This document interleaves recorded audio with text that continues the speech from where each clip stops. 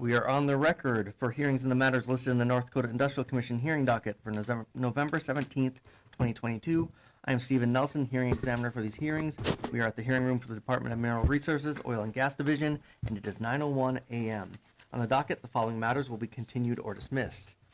Case number 29691 will be continued to December. Case number 29692 will be continued to December. Case number 29693 will be continued to December.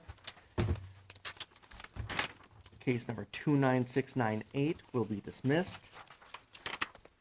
On the supplemental docket, case number 29364 will be dismissed. Case number 29604 will be continued to December. Case number 29329 will be dismissed. Case number 29401 will be dismissed. Case number 29402 will be dismissed.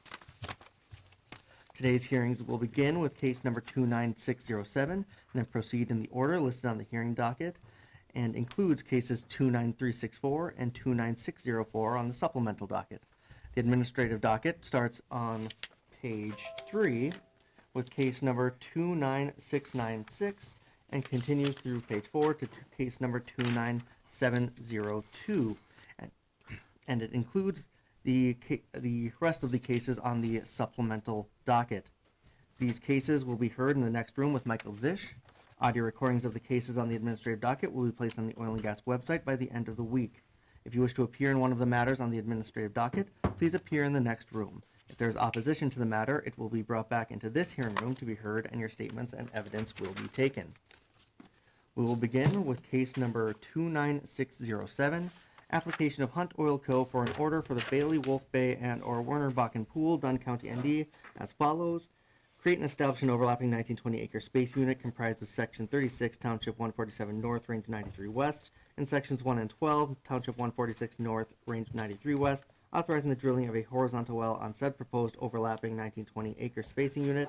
Create and establish an overlapping 2560-acre spacing unit, Sections 2, 3, 10, and 11, Township 146 North, Range 93 West, authorizing the drilling of a horizontal well on or near the section line between the existing space units of said proposed overlapping 2560-acre spacing unit, and create and establish two overlapping 3840-acre spacing units comprised of Sections 1, 12, and 13, Township 146 North, Range 93 West, and Sections 6, 7, and 18, Township 146 North, Range 92 West, Sections 24, 25, and 36, Township 146 North, Range 93 West, and Sections 19, 30, and 31, Township 146 North, Range 92 West, authorizing the drilling of a horizontal well on or near the section line between the existing space units of each proposed overlapping 3840-acre spacing unit, and such further relief.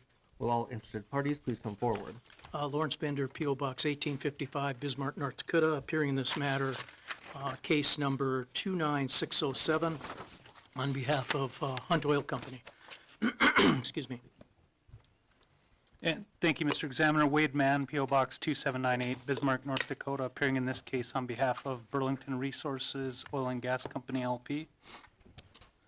Mr. Examiner, if I could make a short kind of opening statement just to sort of set the stage as to where we are with this case, I'd appreciate that. Please do. Okay, thank you, Mr. Examiner. This case is before the Commission today as a result of an application that was filed by Hunt Oil Company, and as a result of a hearing that was initially held on September 29th of 2022. At that hearing, Hunt provided testimony and exhibits with respect to requests for the creation of one 1,920-acre spacing unit, a 2,560-acre spacing unit, and two 3,840-acre spacing units. Only one spacing unit seems to have raised some concern by the Commission, and that's the 1920-acre spacing unit, and that's comprised of Section 36, 14793, and Sections 1 and 12 of 14693. The Commission's concern seems to be the focus on the fact that if the 1920-acre spacing unit is approved, Section 35, which lies immediately to the west, may not be developed. Hunt testified at the hearing on September 29th that Burlington Resources is the owner of the mineral estate in Section 35, not the leasehold estate, the mineral estate, at least most of the mineral estate, and the Commission requested that Hunt contact Burlington and seek Burlington's input as to Hunt's request. Hunt did so, and in response, Burlington submitted a letter dated October 13th, 2022, requesting that BR be granted an opportunity to present formal testimony on that case. As a result, this case was redocketed for today's hearing. Since Hunt has already submitted evidence which we believe provides the commission with enough information to grant this request, Hunt respectfully requests that BR be allowed to present its testimony first, and then thereafter, Hunt be allowed to respond to that testimony. Before BR proceeds with its presentation, however, Hunt believes it's important for the commission to understand that the sole reason Hunt is requesting the 1,920-acre spacing unit, which includes Section 36, is so that Hunt can preserve its leasehold estate in Section 36. The leasehold owned by Hunt in Section 36 covers 530.68 acres, and the primary term will expire on September 1, 2023. If the federal lease is to be extended through drilling operations or production, Hunt needs to proceed immediately to try to get that permit. In that regard, if BR were to drill the well on a 1,220-acre spacing prior to September 2023, the federal lease would also be saved, and Hunt would not have to go forward with its 1920.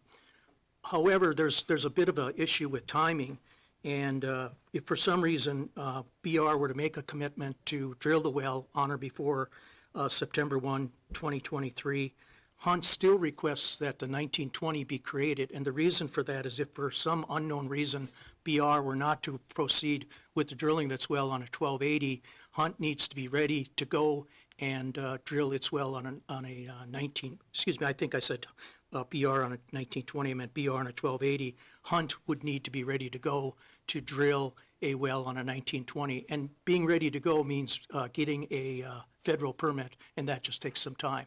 So that's my introduction, probably a little longer than I thought it would be, but I thought it was important to have that sort of background before we start. And Mr. Mann, do you have any objection with proceeding in that manner? No, Mr. Examiner, I think it's fine if Burlington Resource presents its case first to the extent, I mean, it is Hunt's application, so if necessary, I'd just request an opportunity for any rebuttal. I don't understand rebuttal. We've already presented our case.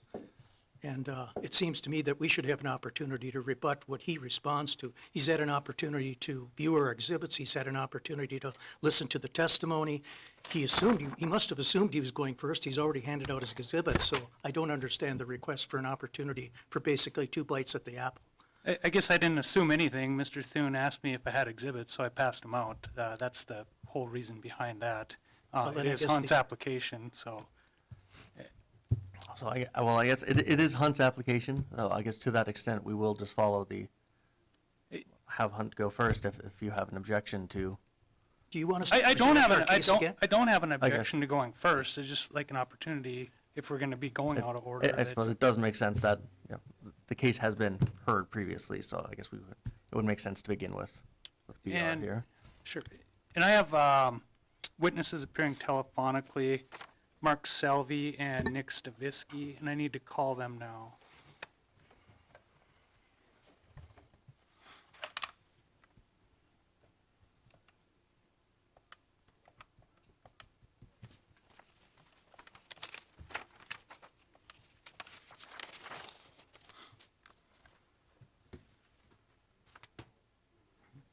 So this just came in with an email.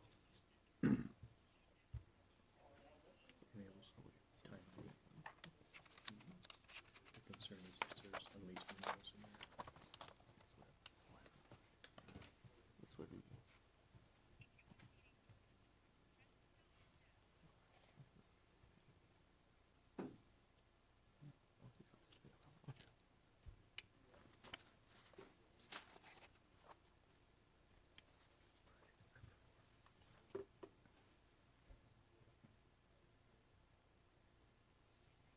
Hey, Mark, you guys all there?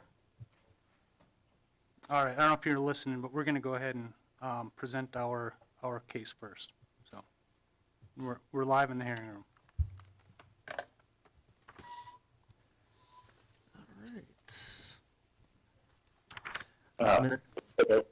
Mr. Mr. Selby, can you hear me? Yeah. Do you solemnly swear or affirm under the penalties of perjury that the testimony you're about to give in this matter will be true and correct to the best of your knowledge and belief? Yes. Mark, can I have you state your name, by whom you're employed, in what capacity, and give us your business address? Mark Selby, negotiator, Uncle Philip, and 935 North Eldridge Parkway. Yeah, Mark, Excuse me, I'm just having trouble with his last name. it's Salvi, S-A-L-V-I-E. Okay, thank you. Mark, you cut out a little bit. I don't know if you could maybe just repeat that for us, and I don't know if you need to get closer to the mic or what the issue is. Okay, can you hear me better now? Yeah, that's much better. Mark Salvi, I'm a senior land negotiator with ConocoPhillips, and our business address is 935 North Eldridge Parkway, Houston, Texas 77079. And Mark, have you previously testified before this commission? Yes, I have. Okay. And did you have your qualifications received as that of an expert Yes, I did. in land-related issues? Yeah. Okay. And Mark, are you familiar with the, I guess in particular in this case, the proposed 1,920-acre spacing unit that Hunt is proposing, 36, 1, and 12? Yes, I am. Okay. And have you put together an exhibit that you intend to sponsor for today's hearing? Yes. I'd move the testimony of Mr. Salvi be received as that of an expert. Any objection, Mr. Bender? No objection. The testimony will be received as that of an expert. And Mark, I guess, looking at your exhibit number L1, if you can just briefly explain for the commission what Burlington Resources' concern is primarily with respect to the relief they've requested on the 1920. Just take us through that. Yes, our primary concern is that the overlapping 1920 will prevent development of our minerals in Section 35, 14793 West. That's really our primary concern. Okay. And so what is your interest in Section 35? We own approximately 568 net mineral acres. Okay. And Section 35 and 36, those have been established by this commission as a laydown 1,280-acre spacing unit, correct? Yes. Okay. And have you and your team evaluated the proposed development plan that Hunt set forth in their exhibits in this case for this 1920? Yes, we have. Okay. And in your opinion, and I guess if it's more appropriate for Nick to address this, do you have concerns with respect to protecting the correlative rights of the owners in 35, 36? Yes, we do. Okay. Is Nick going to address that issue? Yes, he is. Okay. And is it your understanding that Hunt has concerns with a lease that they have in Section 36 expiring? That's correct. Okay. And are you familiar with that lease? Yes. And is that a federal lease? Yes. Okay. And have you had any discussions with the BLM with respect to suspending leases if there are permitting related issues? Yes, I did speak with the BLM back in October just to confirm that any lease impacted by the ongoing riverbed dispute issues with the tribe, if all operating rights owners agree, they can apply to have that lease suspended. Okay. So if the lease is suspended due to the permitting issues, it wouldn't necessarily expire imminent. There wouldn't be like an imminent expiration coming up if it's suspended. That's my understanding. Right. So that you wouldn't have to drill a 3-mile lateral on 112 and 36 just to hold that lease. That's correct.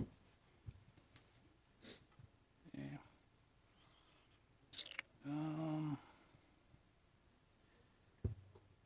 think that's all I have at this time for Mr. Salvi. All right. Any cross-examination? Mr. Bender? Mr. Selby, has Burlington made any plans at this point in time to develop the existing 1,280-acre spacing unit that's comprised of Section 35 and 36? This DSU has not been a priority for development due to the BLM not approving permits under the riverbed currently, due to those previously mentioned ownership issues. So when you said it's not a priority, does that mean you have not started at all in making an application to the BLM for a permit? That is correct. Okay. What is the timing when you say it's not a priority? Do you have an idea when that development might take place? We are evaluating locations, but its timing really depends on when the BLM starts approving permits again. Okay. And when you say you're evaluating locations, have you decided or made some preliminary determinations as to where the location of the surface location would be in a well on that 1280, 35, and 36? We have not decided on any surface location yet. Would you agree with me that considering the rough terrain and setbacks to the lake, that it's going to be difficult to find a location in the in 35 and 36 that will be approved by the federal government? We agree that topography is extremely challenging in this area, but we have not exhausted all possible locations. Would you agree with me when you have challenging topography, including location to the lake, that it will take longer to get a federal permit than it would if there weren't such challenges? I agree. Okay. Now, if Burlington is successful in getting a permit from the federal government, you understand that that will have to be done before the lease expires in Section 36 if you want to drill on a 1280, correct? Yes. Okay, so your developments are somewhat, not somewhat, but developing on a 1280 are contingent upon that lease staying in effect, is that correct? Yes. And do you know, and maybe it's the next witness who can answer this question, and if you don't know, that's fine, will a well that you permit, will that be a Middle Bakken well, or will that be a Three Forks well? My engineer is going to be speaking to our ideal development of the laydown DSU. Okay. Tell me a little bit more about suspension. What's your experience in getting suspensions of leases from the federal government? I have not had much firsthand experience, but speaking with the BLM, they wrote that any lease that's impacted by the permitting delays due to the riverbed ownership issues, if all operating rights owners apply for it and the BLM confirms that it is impacted by the permitting delays, it is eligible for a suspension. And do you know how the suspension works? Is it, if it's suspended on January 1 of 2023 and then reinstated in, let's just say, January 1 of 2024, do you just get 9 months then to drill the well, or is the suspension in effect until the well is drilled and completed? How does that work, if you know? I don't want to speculate, but I think it's very, it depends on the situation. Okay. So if it varies from situation to situation, you could have a situation where a suspension is sought, and if it takes some time for the federal government to put the suspension in place, and it's limited to the time period from the suspension to the end of the primary term, that could be a very short period of time. Is that correct? Yes, potentially. And you could have a situation where a company would be forced to be drilling wells during the winter time, or during times that probably aren't as easy as other times. Is that correct? Potentially. Okay. And I think you agreed in your testimony on direct that you understand the federal lease is going to expire on September 1 of 2023. Is that correct? That's my understanding based on conversations. So unless a well is drilled and penetrating Section 36 on or before September 1 of 2023, or a suspension is put in place, that lease will expire. Is that correct? Yes, Okay. yes. And do you know what the bonus was on that lease? I do not. Okay. And if the lease expired, do you know when the federal government would put it up for lease again? No. So, I mean, would you agree with me that it could be a long time considering the present administration's position on leasing federal lands? Potentially. Okay. And if it was put up, if it was not put up for lease for, let's say, 2-3 years, you wouldn't drill Section 35 as a 640, would you? No. So you'd have a situation where, in essence, until that federal lease is issued again, you'd be prevented from exploiting your minerals in Section 35. Is that correct? Yes. That's all the questions I have. Any redirect, Mr. Mann? No, Mr. Examiner, thank you. Are there any questions from commission staff? Mark, this is Bruce Hicks. Can you tell us the location of the federal lease? Is it all of Section 36, or is it a portion of it? I don't have the lease. Mr. Hicks, Yeah. we can provide that for you in our testimony. He just seemed to know quite a bit about it, so I thought maybe he Yeah. could provide No, that at this I'm time. I'm Okay. not suggesting he doesn't, but And Mark, in Section 35, you're indicating that the very northwest is not BR. Who owns that? The three affiliated tribes. And is that leased by anybody? Based on our recent review, Didn't catch the last part. it is not, based on our recent research. Is it BR's intention to try to drill this before the lease expires in Section 36 held by Hunt? It's unlikely we would be able to build it before September 1st, 2023. And if the lease was suspended, we would be able to try to work to a solution. Okay, and the lease suspension, it sounds like that's not automatic, right? It is not.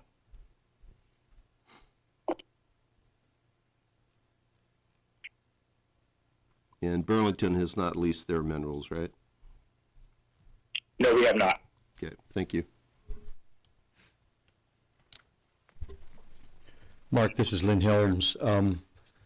We are in possession of a letter from the Bureau of Land Management indicating that there are unleased federal minerals in Section 36. And we're hearing in the testimony that there are leased minerals with a lease expiration and possible suspension and all of that. Could someone provide us with a plat of Section 36 that lays out where the leased federal minerals are, where the unleased federal minerals are? Yes. And again, Mr. Helms, we'll be addressing some of that in our testimony, but we can also provide a plat. I'm not suggesting BR should not, but we can help as well. Okay. And will Hunt's proposed 1920 wellbore avoid the unleased federal minerals? Are they, That will be our testimony, yes. okay, so you're going to testify on that. Then, Mark, you kept saying that the lease could be suspended if there were permitting issues associated with riverbed minerals. Are the permitting issues for certain connected with unleased riverbed minerals or the riverbed mineral dispute? That seems like a singular cause for a lease suspension. Are there other possible opportunities for a suspension? I'm not sure. So your conversations with BLM centered around suspension because of permitting problems, because of riverbed minerals? And that's the assurance that you have, is if there are permitting problems due to riverbed minerals, it can be suspended. Is that correct? That is correct. All right, thank you. Any further questions from staff? Seeing none, Mr. Mann? Sorry, I might have missed your next witness. Was it Mr. Yeah, Stavisky? Nick Stavisky. Stavisky. Mr. Stavisky, can you hear me? Yes, can you hear me? Yes, I can. Do you solemnly swear or affirm under the penalties of perjury that the testimony you're about to give in this matter will be true and correct to the best of your knowledge and belief? Yes. Nick, can I have you state your name, by whom you're employed, in what capacity, and give us your business address? Yes, Nicholas Stavisky. I work for ConocoPhillips as a reservoir engineer, 935 North Elton Way, Houston, Texas. Nick, have you previously testified before this commission? Yes, I have. Have you had your qualifications received as that of an expert? Yes, I have. Okay, and are you familiar with the proposed 1,920-acre spacing unit and the engineering matters associated with it? Yes, I am. I'd move the testimony of Mr. Stavisky be received as that of an expert. No objection. Testimony will be received as that of an expert. And Nick, do you have the exhibit in front, L1? Yes. Can, I have those ribbons. yeah, just using that, can you explain for us, is your primary, one of your primary concerns with development of the 1920 with this single horizontal well for development, is your concern the impact on correlative rights? That is correct. Yes, we do not believe a single wellbore protects the correlative right in the proposed section. Our ideal development in the area includes 4 Middle Bakken and 3 Upper Three Forks wells, which is roughly 70,000 feet of earth interval. So that's our major concern. So, and have you reviewed the exhibits and been part of any discussions with Hunt? I've not been involved in discussions with time, but yes, I believe. But you're familiar with the exhibits and the proposed plan of development that they had in the exhibits? Yes, And it's your understanding that the overlapping 1920 would consist of a single 3-mile lateral well? that is correct. Okay.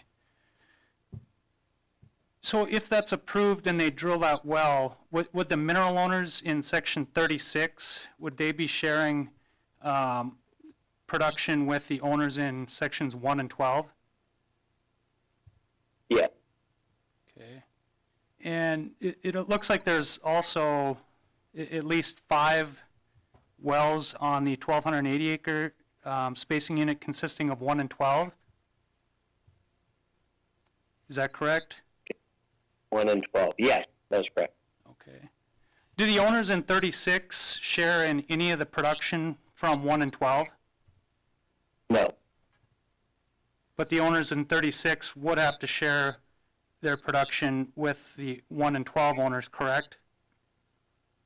yes, In your opinion, is that protecting the correlative rights of the mineral owners in section 36?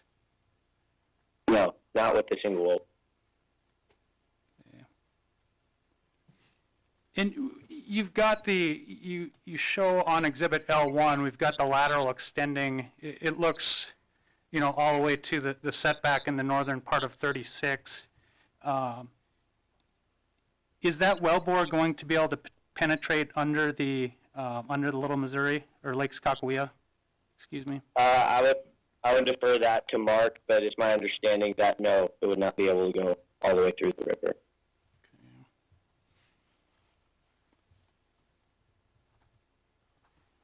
Yeah, I'll say that the BLM said they're not approving permits that are impacted by the riverbed ownership issues. Okay. And Nick,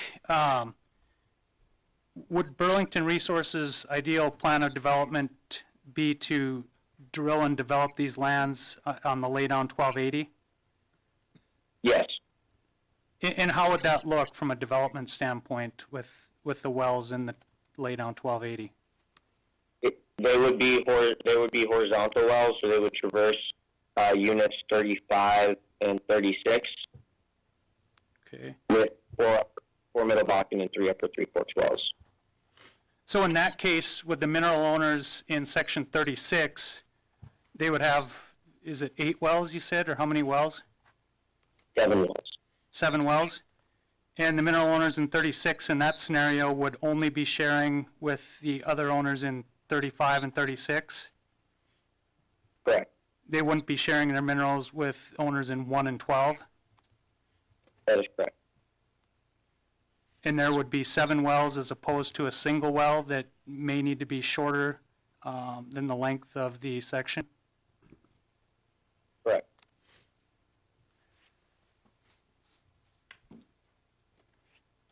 That's all the questions that I have for Mr. Stavisky at this time. Any cross, Mr. Bender? Yeah, thank you. Sir, I want to talk to you a little bit about the location of the Little Missouri River, because as I understand your direct testimony, you're indicating that because of the ownership dispute, you cannot penetrate the bed of the Little Missouri. Is that a correct statement of your testimony?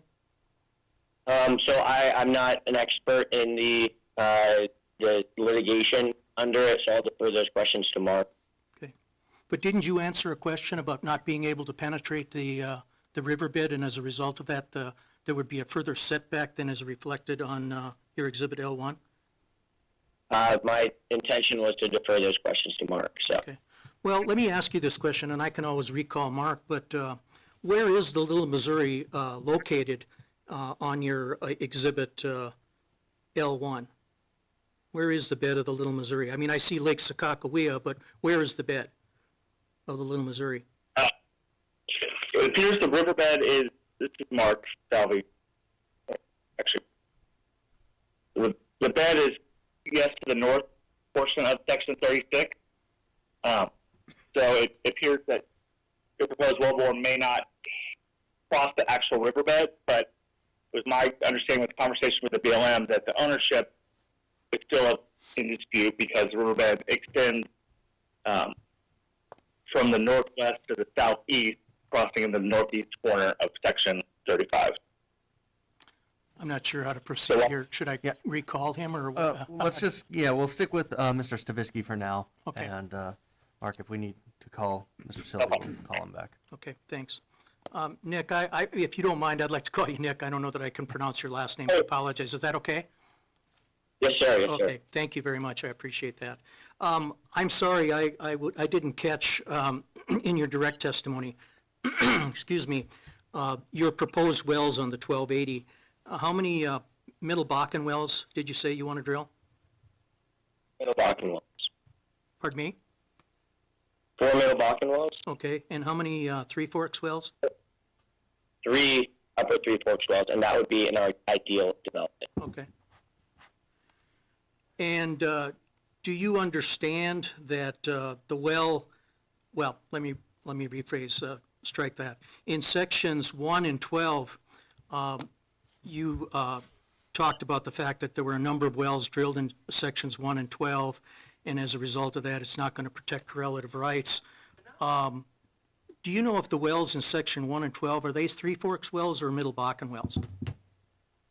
I'm not sure. Okay. And you indicated that Burlington prefers to drill on a 1,280 laydown spacing pattern. And, but you heard the testimony of Mr. Salvi.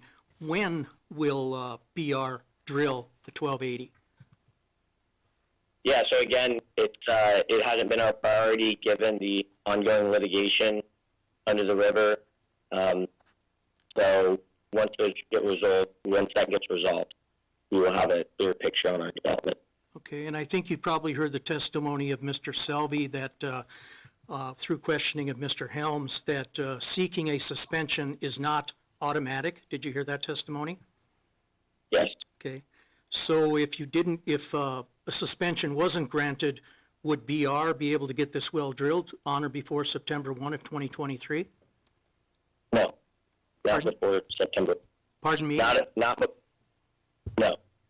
No? Is that your answer? Yeah. Okay. I'm sorry, I'm not trying to be a jerk here. I just have a little trouble you breaking up at the end, so. Oh, can you guys hear me better now?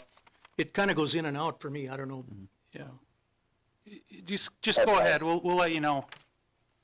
Okay. Nick, did you know that the proposed well that Hunt plans on drilling on its proposed 1,980 acre spacing unit will be a Three Forks well? Yes, Okay. So you took that in consideration when you made your determination that there would still be correlative rights problems, is that correct? correct. Do you think there'd be correlative rights problems if sections 1 and 12 were developed and section 36 and 35 were not developed? Sorry, can you repeat that? Do you think there'd be correlative rights problems if sections 1 and 12 were developed, but section 36 and 35 were not developed because the lease in section 36 expired? Yes. Okay. I don't have any other questions for this witness. Any redirect, Mr. Madden? No, Mr. Examiner. Any questions from commission staff? Nick, you indicated that you wanted a 1280 to drill and develop the minerals of Burlington's, correct? Correct. If the federal minerals in 36 expire, is Burlington going to still have the opportunity in the near future to develop that 1280? Can you say that one more? If the lease, the federal lease in section 36 expires, will Burlington still have the opportunity in the near future to drill and develop the 1280 consisting of 35 and 36? At that point, we would nominate, You cut out again. Nick, or we would not, we will nominate for sale at that point.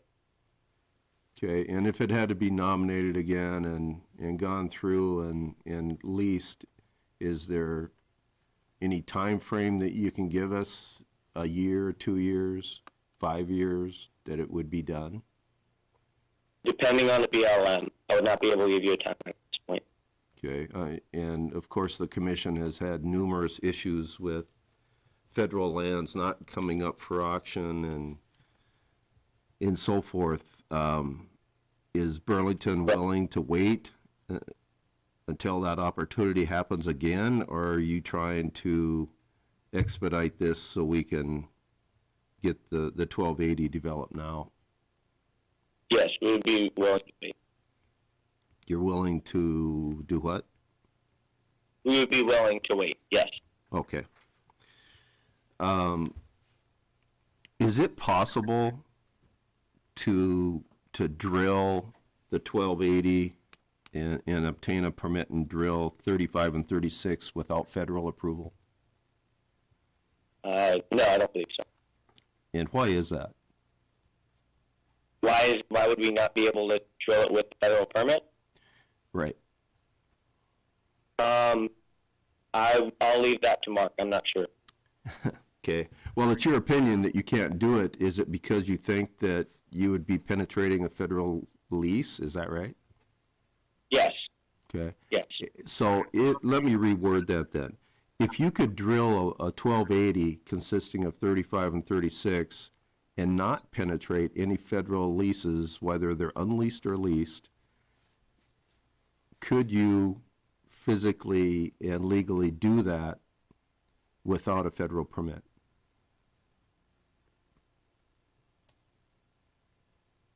If we're not traversing the federal permits, so I'm just making sure I understand. If we're not traversing the federal permits in that lease in that area, we would not need a federal lease. Am I understanding that correctly? Okay, well, I think you misspoke, but what I'm asking is if you do not penetrate a federal lease, do you need a federal permit? No. Okay. So has Burlington looked at that possibility of maybe drilling one or additional wells across the 1280 without a federal permit and do it timely so the federal leases that have already been granted in 36 do not expire, and then you have the opportunity to develop 35 and 36? We're still evaluating all options. I think our preference would be to develop all of the area.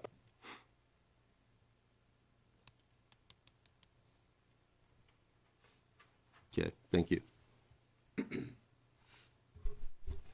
Nick, this is Lynn Helms. Hopefully I'm not too stuck on this unleased federal minerals issue, but is there a scenario where Burlington could drill an east-west 1280 well and not penetrate those unleased federal minerals? I don't have a map minerals in front of me right now, so I could get that to you and we could give it to the commission at a later date. Yes, please, thanks. We'll provide that option. Yes.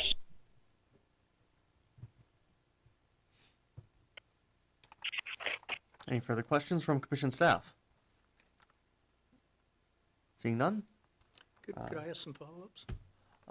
Sure, we'll Okay. give Mr. Bender a chance. Nick, this is Lawrence Bender again. Just a couple questions. Has Burlington given any consideration to developing Section 35 by not including 36 and perhaps drilling a laydown with 34 and 35? To the west Yes. of the area, Yes. at this time, we have not developed it. Looked You- at that option at this time. You have not what? We have not at this time. We have Okay. not developed that. Have you given any not you, but has Burlington given any consideration to doing a laydown on 1920 so that you could recover oil from 34 and 33 plus develop Section 35? We have not at this. Has Burlington drilled any 3-mile laterals? Yes. So you certainly have the experience to do it. We have our drilling engineer here. I will let him testify to our capability of drilling 3-mile laterals. No, that's fine. If you've indicated you've drilled some, so I'll just assume that you have the ability to do it. No further questions. Any redirect, Mr. Mann? No, Mr. Examiner. This is Mark Salvi. May I add something?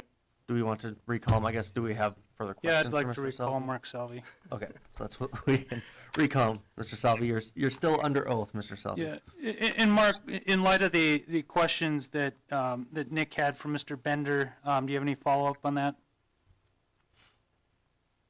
I do, only saying we are evaluating all options to develop our minerals in sections 23, 33, and 35, and we're looking at all options to develop that, which, beyond the existing spacing these units. I guess as a result of that, I do have one more question then. All right. What's the timing on that, on the drilling of, a laydown in 35 and 34 or a laydown of 35, 34, and 33? Yeah, again, we can't speak to timing because this has not been a priority for us due to the BLM not approving federal permits that are impacted by the riverbed issues. Okay, thank you, appreciate it. Anything further, Mr. Mann? No, Mr. Examiner. And do you have any? No, I think that's, I don't have anybody else to call at this time. Okay. And I guess, did you want to make any comment on the letters that we have received from BLM? We have a Friday, November 4th on the unleased minerals that we have been talking about. No, I don't have any comment. I don't on know that I've seen that. Did that come to the Industrial Commission? Yes. So, Have you seen that? Wait, November. I Fourth? saw a BLM letter in the case file. I'm assuming. Okay. Well, I won't hold things up here, and we'll, if that's okay, we can start with our case and maybe somebody else here can. Oh, okay. I think, I assume this is the one. Yes. Okay, sure, I guess. So are we Read ready to that after prepare we're done, or please. have Mr. Bender go forward, Mr. Mann? Yes. Mr. Bender, we can begin with your case. okay, great. Exhibits.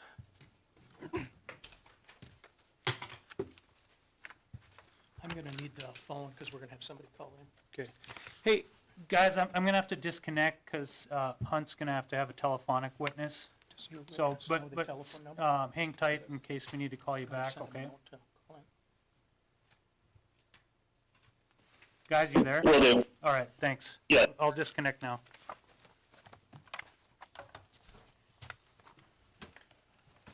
Mr. Examiner, if you don't have any objection, we can go through some of the introduction stuff with our first witness, and then we'll be interrupted with a phone call, someone Sure. calling in, if that's all right with you. I think that's the best way to go about it. Yeah, I got it. Mr. Examiner, we intend to call two witnesses in this matter, but there's a possibility we may call a third. If we do call a third, that witness will appear by telephone. With us in the hearing room is, okay, well, that's good. Hello? Hello? Hello, this is Lauren Sakai. Hi, Lauren. Okay, we're about ready to start here, so thank you for calling in. Thank you. Mr. Examiner, as I indicated, we have two witnesses in the hearing room. Matt Bodley will be offering some land testimony, and then Ray Sulak will be offering some engineering testimony. And on the phone with us is Lauren Sakai. And right now, we don't plan on calling her in the event that there are some questions in the area of geology. Lauren is available to respond to those. So, and our first witness will be Mr. Bodley. All right, Mr. Bodley, please raise your right hand. You solemnly swear or affirm under the penalties of perjury that the testimony you're about to give in this matter will be true and correct to the best of your knowledge and belief. I do. Matt, would you state your full name for the record, please, and spell your last name? Matt Bodley, Bodley. And Matt, by whom are you employed in what capacity? Hunt Oil Company is a land manager. And in that capacity, have you testified before the commission previously? Yes, And have you had your qualifications accepted as that of an expert? yes. I offer the further testimony of this witness as that of an expert. Any objection? No objection. The testimony will be received as that of an expert. Matt, let's turn to the packet of exhibits. Packet, I say packet, but there's, I think, three exhibits. Is that correct? Yes, sir. Yes. Or a cover Two sheet and exhibits two and exhibits, yeah. So let's skip the cover sheet and let's go to what's been previously marked as Exhibit 9. What I'd like you to do is identify Exhibit 9 and then briefly discuss what's contained upon it. Okay, Exhibit 9 shows Hunt's existing stand-up 1280 containing sections 1 and 12 with the existing wells that were previously mentioned. At the proposed 1920 in red and the Three Forks well in green traversing sections 12.1 and 36. Also on this map is included the topography of the area to give an idea of how treacherous it is, which does prevent challenges for us as far as surface locations, and in lighter blue on the top corner, the Little Missouri riverbed. Okay, now, I think we're probably going to have to provide a supplemental exhibit for the commission and probably mark out the actual mineral ownership and leasehold ownership. But while we're here and utilizing this exhibit, what I'd like you to do is try to describe for me the 530.68 acres that are currently leased to Hunt and that are owned by the United States of America. The 530.68 acres leased that Hunt controls the lease of from the United States of America is basically everything in Section 36 south of the Little Missouri River. So if I can demonstrate, it's kind of this area right here excluding the northeast triangular portion. It excludes that there. And if I could, the way I understand this, and please correct me if I'm wrong, Matt, the Little Missouri is sort of that dark blue shaded area that kind of goes diagonally through the northeast quarter, extending a little bit into the northwest quarter. Is that a fair statement? That's correct. And then the lighter shaded blue below the darker shaded blue, that's Lake Sakakawea. Is that correct? That's correct. Okay. Now let's, I'm going to have you try to identify on this particular exhibit, and once again, we'll supply the commission with something a little bit more detailed. Explain to us or describe for us what is owned by the three affiliated tribes in Section 36. Yeah, so the three affiliated tribes that is leased is the northeastern corner north of the Little Missouri River. That's almost a triangular shape in that northeastern corner of Section 36. Okay, and there's been a lot of discussion about what's in dispute in terms of ownership. Utilizing this exhibit once again, can you describe for the commission what is in dispute? So in dispute is the Little Missouri, the south half of the Little Missouri riverbed is not in dispute. The north half of the Little Missouri riverbed is in dispute with claims by the 3 affiliated tribes and the allottees. So that, for those reasons, if this wellbore was to traverse the Little Missouri River, the BLM would not grant, we would not receive a federal permit. And just eyeballing where the Little Missouri River lies, utilizing this particular exhibit, would the dispute as to ownership of the Little Missouri River have any impact on a well that Hunt proposes to drill on a 1,920-acre spacing unit as far as the setback is concerned? No, sir. The well that we are proposing would not have any impact on traversing the Little Missouri River, and we feel that we would receive a federal permit. Okay. Let's talk a little bit, I know there's a lot of information in the record, but let's just make it really clear. Let's talk a little bit about the federal lease. My understanding, it covers 530.68 acres, is that correct? That's correct. And that lease was taken in September 1, 2013, is that correct? Yes, sir. 10-year term, Yes, sir. and so it'll expire when? September 1st, 2023. Okay. And again, there's information on this in the record, but Hunt's proposal is to create a 1,920-acre spacing unit, is that correct? That's correct. For the drilling of one horizontal well, correct? Correct. And it would be a Three Forks well, is that correct? That's correct. And the sole purpose is so that you can retain that lease, is that correct? Yes, sir. Okay.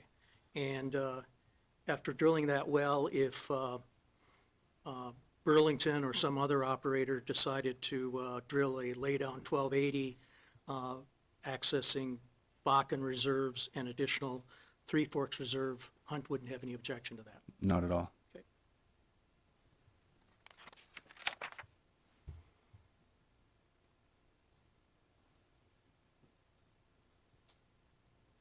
To your understanding, does Burlington own any minerals or leasehold interest in and under Section 35?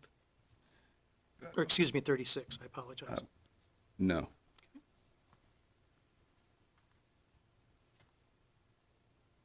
And there's been a lot of talk about correlative rights here. Is it your understanding that the state of North Dakota shares in 50% of the royalties on federal public domain lands in the state of North Dakota? Yes, sir. So if this application is granted and Hunt is allowed to drill its Three Forks well, not only the federal government, but the state of North Dakota will benefit as well, is that correct? Assuming the federal public domain is in place here, yes, that is correct. That's all the questions I have. Great. Any cross, Mr. Mann?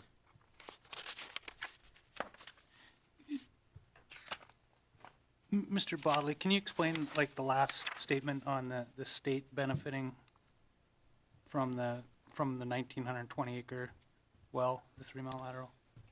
So it's my understanding for our royalties from federal public domain lands in North Dakota, the state of North Dakota receives 50% of those revenues.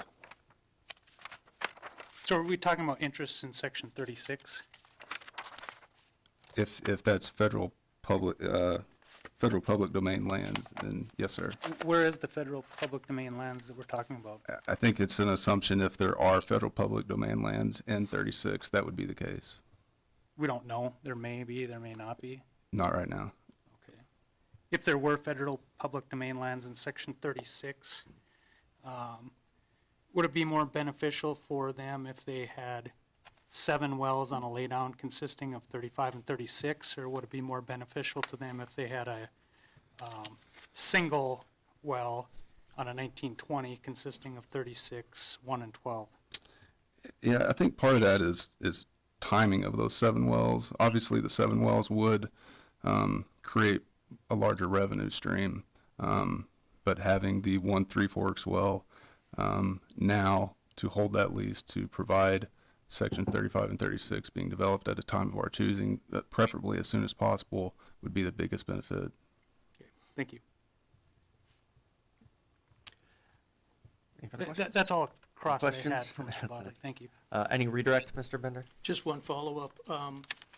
Matt, would drilling the single Three Forks well on a 1920 prohibit the drilling of 7 additional wells on a laydown 1280? Well, we have not seen Conoco's development plan for those 7 wells. We believe that if we were to develop the laydown 1280 of 35 and 36, we have planned this Three Forks well in a way that it would not prohibit future development in our plans. Okay, so the benefit would then be, if this is federal domain land, and it probably is because the federal government is leasing it, is it your opinion then that the state of North Dakota would benefit now and then also benefit later on a laydown? Yes, sir. No further questions. Just, Mr. Bodley, so I believe you indicated that Burlington could still develop as it indicated with the 4 Middle Bakken and the 3 upper Three Forks wells crossing this well? I'm going to object. That wasn't his testimony. What was it then? His testimony was how Hunt would develop it. I believe you said that they could still drill their wells. I asked Or that question. Burlington could still drill their wells. I asked him if Burlington could still drill the wells it planned on drilling, and he clarified it and said, I haven't seen their plan, but Hunt said they could do it this way. That was Perhaps the testimony. rephrased, Mr. Matt, I suppose. Okay, is it your testimony that if you drill this 3-mile lateral into section 36, okay, if you do that, would Burlington Resources still be able to develop with the 4 Middle Bakken and the 3 Three Forks crossing this well? Because we haven't seen Burlington's development plans of where those 4 Bakken and 3 Three Forks wells would be located, I can't answer that So question. you don't know? That's correct. Okay, thank you. I have a follow-up then. Matt, proposing as Hunt has proposed, drilling the 3-mile lateral as a Three Forks well, does Hunt have a proposal that would allow additional wells to be drilled on a laydown 1280? We have worked, we've spent a lot of time on how would we most efficiently develop sections 35 and 36, and we think that we could maximize recovery out of 35 and 36, even though there's a 3-mile lateral that Three Forks well going through there. So you believe that drilling a 3-mile lateral Three Forks well is not going to hinder development on a laydown 1280? No, sir. Thank you. Does that fit your? How do you maximize the recovery from 35 and 36, as you indicated, if you have this 3-mile lateral penetrating 36? Yeah, so the You can answer what you can, but we can have the engineer respond as well, so. yeah, I'd like to defer that to Ray when he's up. Okay, thank you. Seeing no further cross or redirect, are there any questions from commission staff? Matt, have you confirmed that your proposed Three Forks well would be considered by the BLM? Did you talk to the BLM to see if they would be considering that now? Yes, sir. We received feedback from Burlington that because of the riverbed issue, and the way that Burlington phrased it was Township 14793, the BLM has been suspending leases in that township. We called the BLM, showed them the scenario of this well that we want to drill, that the well does not traverse the Little Missouri Riverbed, and they confirmed that that would not, the way that our well is laid out, not penetrating the riverbed, that would not cause for them to deny a permit, and said that if everything else was approved environmentally, surface-wise, this well would have an approved permit. Did they give you a time frame that it would be approved? It seemed it would fall into their standard time frame and that it would be no issue. What's their standard time frame? Ray is going to testify that later, but in short, it's 3 to 6 months in our experience. Has Hunt considered drilling the 1280 consisting of 35 and 36? We have, yes, sir. So can you tell us about it? Sure. So the largest issue with developing 35 and 36 is the topography. We have had studies conducted on our behalf that show the lead times necessary, the risks associated with a location in these areas to develop that laydown. And it's such that if we were to start today on building, we would not meet that deadline. We've also looked at this in 2018 when we were trying to get it done at that point, but when prices weren't as attractive as they are now. It didn't make sense. It's a large investment to develop that from a surface standpoint. So everything kind of has to line up just right in order for it to work out. And we still have some questions of how are we going to do it. And so it's something that we want to take time and spend our due diligence on to make sure that if we are going to put a surface location down here, we do it the correct manner. And that is not something that we can get done by September 1st, 2023. Would the surface location land on federal surface? For the surface locations that we are looking at, we would not put that on federal surface. Okay, so you are looking at private, but you still don't think that you could get a permit in time Yes, that's correct. on a laydown? That's correct. You talked about the 3 affiliated tribes leased just north and east of the Little Missouri River. Is that unleased or is it leased? That is leased. Okay. I'm kind of confused with the federal letter then. The BLM letter indicated that Section 36 contained unleased federal minerals. And that's the first you that I've agree heard. with that? That's the first I've heard of it, and I am not familiar with any unleased minerals in Section 36, and I'll be happy to reach out to the BLM and get some clarity on where that lies. I know our lease covers the portion of Section 36 that the federal government owns. So I'm very interested to figure out what part they're saying is unleased, and that's something that we'll do. Okay, and you'll address that in the supplement to us, right? Yes, sir. Okay, thank you.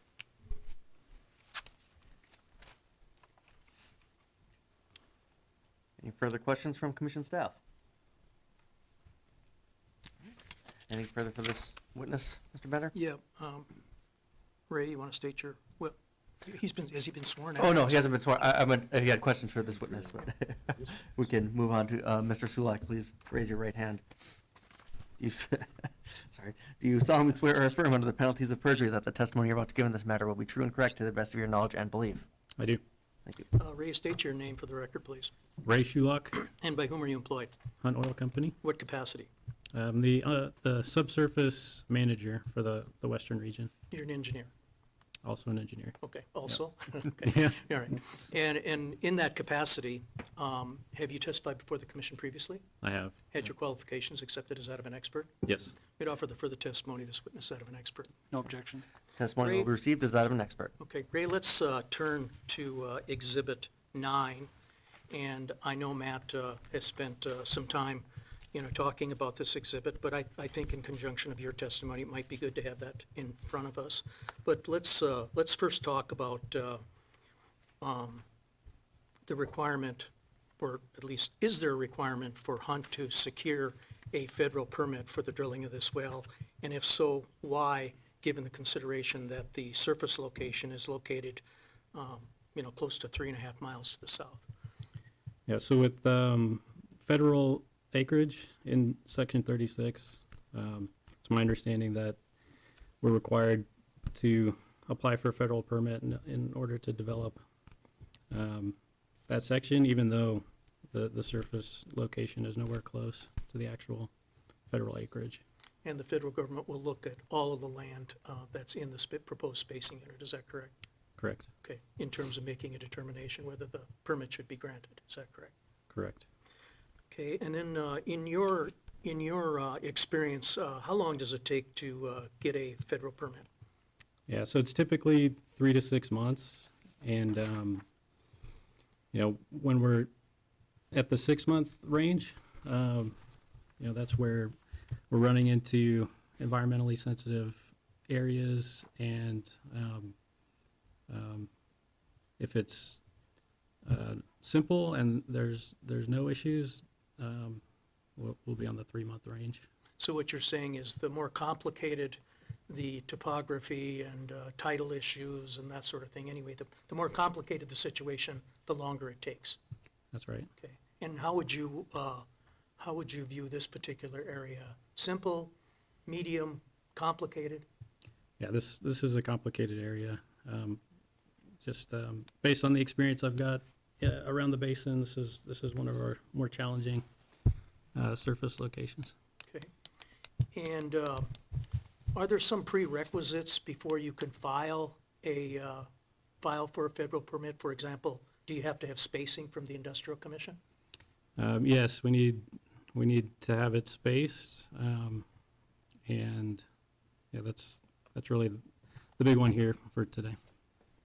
Okay. So whenever you get a spacing order, that really kind of starts the clock for you in terms, not starts the clock, but it starts the opportunity for Hunt to make application to the Bureau of Land Management for a permit.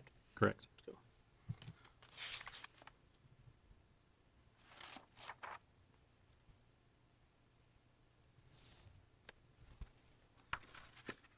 I'm going to have you turn to the next exhibit in the packet, which is Exhibit 10. That's a summary of Hunt's request. Do you want to touch on those issues that you don't think have been, adequately or maybe just have been touched on and that you want to further elaborate on? Yeah, so item 4 I think would be good to, Matt touched on it briefly, but to give some more context there. So, yeah, we have commissioned multiple engineering studies to look at the surface locations and options around developing this acreage. So, at the end of the day, we want Section 36 drilled before the lease expires September 1st. And we've looked at multiple ways of doing that, including the laydown 1280. That one looks like a viable option, just not by September 1st. So the surface is the issue there. If you look back on Exhibit 9. So the locations that we've identified for laydown development for Section 35 and 36 1280, that would be in the southwest corner of Section 35. There's a county road that you can see on the map that would lead to a potential pad location. That county road would require an upgrade. It's not capable of bearing the loads that would be required to move in a drilling rig. And then the pad itself would need to be built, and there's no suitable pad location just off the road, so there's a road extension that's required through difficult topography. But all that being said, based on the studies we've done, it would be over a year from now if we were to start, before we would even think about being able to spud a well there, just with additional studies, agreements with the county and surface owners, and then the permitting itself. Then on top of that, the construction and upgrade of this road and additional road and pad. So we think it's a viable option, just not by September 1st to do those laydowns. And that's where this 1920 application really comes in, to secure the lease and to buy us time to do that.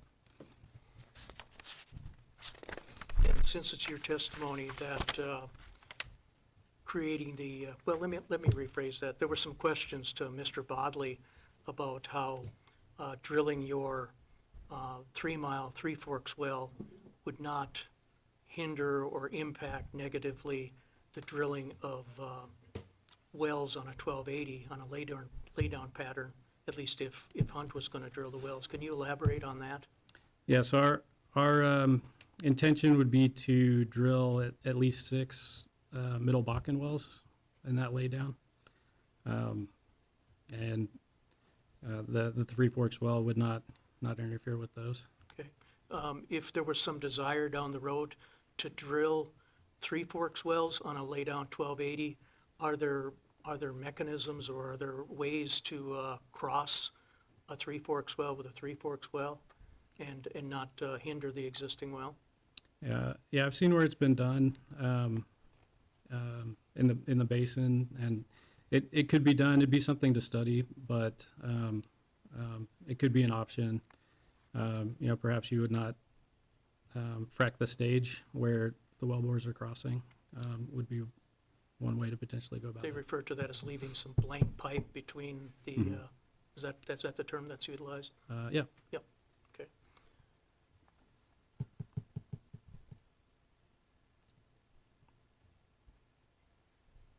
And would you agree that if the federal lease expires, given the BLM's current practice on issuing new leases, that it's very difficult or impossible to predict when that lease might be issued again? Yeah, certainly agree with that. Don't know when it would be up for auction again, or available again. And does Hunt consider that federal lease of 500 and some odd acres a valuable asset? Yeah, we consider that a very valuable asset to us, and any path forward to hold that lease, we're open to this 1920 at 15,000 foot Three Forks well is the one way that we see to accomplish that. That's all the questions I have. Across, Mr. Mann. Is it Mr. Sulak? or- Shulock. Shulak, sorry. Well, Mr. I've Shulak. been mispronouncing, thank you. Just a question on, if this 1920 gets approved and you guys drill this 3-mile lateral, how that works with allocating production. Would the mineral owners in 36, they would have to share their portion of production with 1 and 12? I'm Is going to that correct? object. I'm going to object because it calls for a legal conclusion. I mean, part of the sort of the mandate is in spacing is determine whether or not correlative rights are being protected, and that's really the sort of the focus of Burlington Resources' concern that correlative rights aren't being protected. I mean, I think it's partly a fact issue too. It's not entirely legal conclusion. And the objection is noted, but I will allow Mr. Schulak to respond to the best of his knowledge. Yeah, so I believe that is correct. 36 would be sharing with 1 and 12 on that one wellbore for the 1920. In 1 and 12 has multiple wells producing now, is that correct? That's correct? Okay. Does 36 share in any of that production? No. Okay.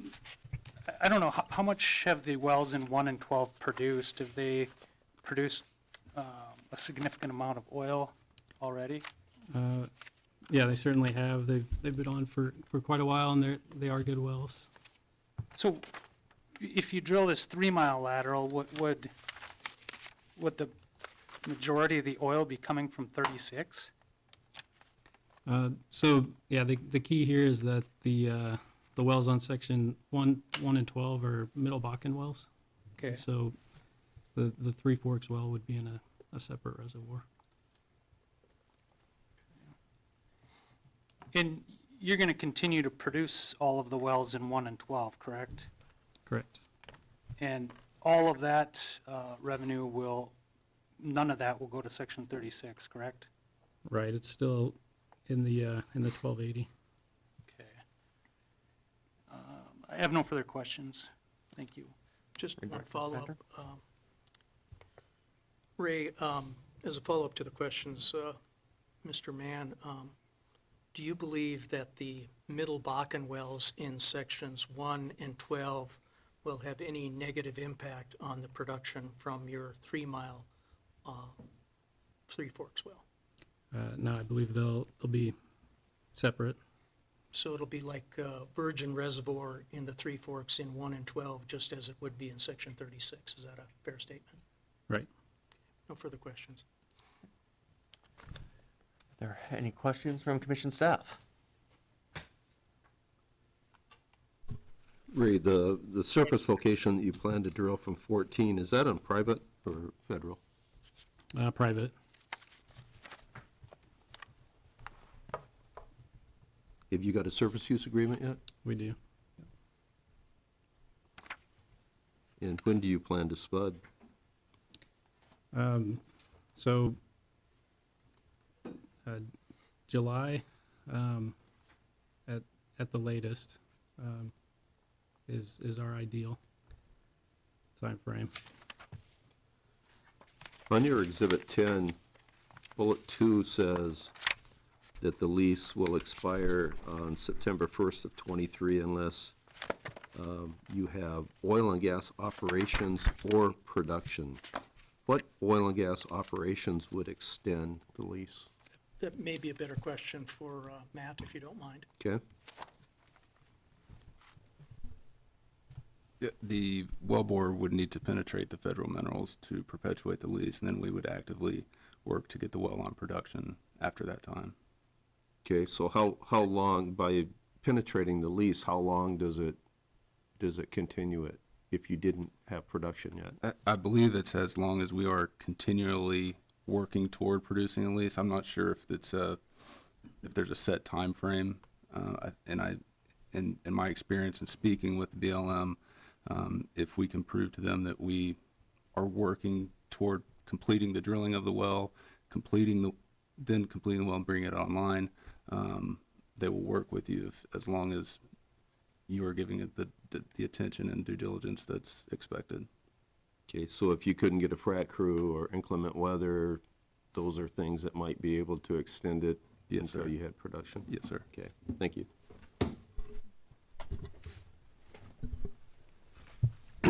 I was going to ask if Matt was still under oath, so that's good. I kind of gapped this out when you were testifying, Matt, but I wanted to ask a couple of questions about nominating leases. Have you nominated well, I guess you said you're not aware of any unleased federal in Section 36, so the answer would be no, you haven't nominated it. Okay. That's correct. Have you got tracts in North Dakota that you have nominated? Any active nominations for Hunt? In the BLM, not that I'm aware of, no, sir. And I personally have not. And have you had experience with nominating and leasing North Dakota tracts with BLM? I have not. I know some folks at the company have. All right, thank you. Yes, sir. I do have one other follow-up too. Matt, you indicated that the 3 affiliated tribes lease in the northeast of 36 is leased. Who has that lease? That is Missouri River Resources. As far as our title shows today, we have a title opinion ordered right now, but from what we've shown in our latest search, it's Missouri River Resources. Have you been in contact with them? No, sir. Okay, thank you. Just this might cross over between both of you here again, but Ray was testifying that the potential's there to drill these as laydowns, just not within the time frame of the lease expiration, correct? Correct. During BR's testimony, they discussed the possibility of getting a suspended lease if a permit application involved disputed acreage, correct? Correct. And you indicated that this proposal doesn't meet that criteria because it doesn't cross disputed acreage, correct? That's correct. Okay. Have you considered either moving this well to the east such that it would, in fact, need to penetrate that disputed acreage and pursue a suspension and or attempt to permit wells on the laydown that would penetrate that disputed acreage and pursue a suspension? So our initial look at this 1920, it would be ideal to have it as far over to the east as possible for the reasons that we're speaking of on the laydown. Because of the topography issues, there's really nowhere to go over there. And you can see it on Exhibit 9. Where we have it is one of few flat spots in the area. So yes, we have looked at going east, but we don't see that as a viable option. On the 1920. Correct. How about on the 1280, getting a application in for a permit that would cross into that disputed acreage? And before even answering that, is Burlington opposed to seeking a suspension of that lease that they currently have? We're not aware of any opposition of a suspension of lease. So, I mean, sorry, not Burlington, Hunt, are you opposed to seeking that suspension? We're not opposed to it, but we have also received the feedback from the BLM that a suspension is not necessary. And so if we have an opportunity right now to develop Section 36, we would like to take that opportunity and develop it in a way that we think is efficient and reasonable. And I can add on the question about a lay down penetrating the riverbed as an option to get into suspension there. I'd just say the timing with that would be uncomfortable still with the additional studies we'd want to do before filing a permit. And there's also some upfront money required for those studies, a couple $100,000. But to get to the point where we're ready to file the permit would take some months. And then not knowing how much time would be left between September 1st at the end of that suspension, we may still be in a bind after the suspension period is over. Say we've only got 5 months to go left on that clock once the suspension ends. We'd find ourselves in a bind again, just 3 years down the road or however long it is. Okay, thank you. I apologize if I missed this, but Ray, is there a specific reason why you would not be adding more than one Three Fork well for this area if all the other wells are Middle Bakken? Yeah, so really this well, we want to hold this section 36 and maintain the 1280 laydown. So this is all geared towards holding the lease so that we can come in and develop later with the laydowns. We see slightly better performance in the Middle Bakken wells, we think. There's a lot of uncertainty around the Three Forks wells, so I say it's too soon to know for sure which reservoir is better or if they're the same. But Three Forks is fairly limited in the area. We've got a lot of data on Middle Bakken wells, so I'd say there's sort of a risk factor there on the Three Forks as well. Thanks. Any further questions from commission staff? Seeing none? Your Honor, excuse me, Mr. Examiner, I don't have any further questions, but I don't believe I offered the exhibits, so I would offer exhibits 9 and 10. And then I think there was some requests for some additional information. So I guess to that end, is there any objection to the exhibits first? No objection to the exhibits, but I guess in light of the, sort of the discussion with the witnesses on drilling the well and the ability to still do the laydowns, I've got an additional witness that I'd like to call, a drilling engineer. Additional drilling engineer? What is your witnesses? Jake Morissette. I'd need to call him. Morissette. All right, go ahead and give him a call. I was also going to say, I don't have in my notes whether or not you've offered your exhibit, Mr. If I didn't, I'd might like have to missed it. offer exhibit L1. Any objection? No objection. The exhibit Nope, you admitted. begin with the name, Jace, you said? It's Jake. Jake, okay. Yeah, Morissette. Okay, thank you. Yep, go ahead.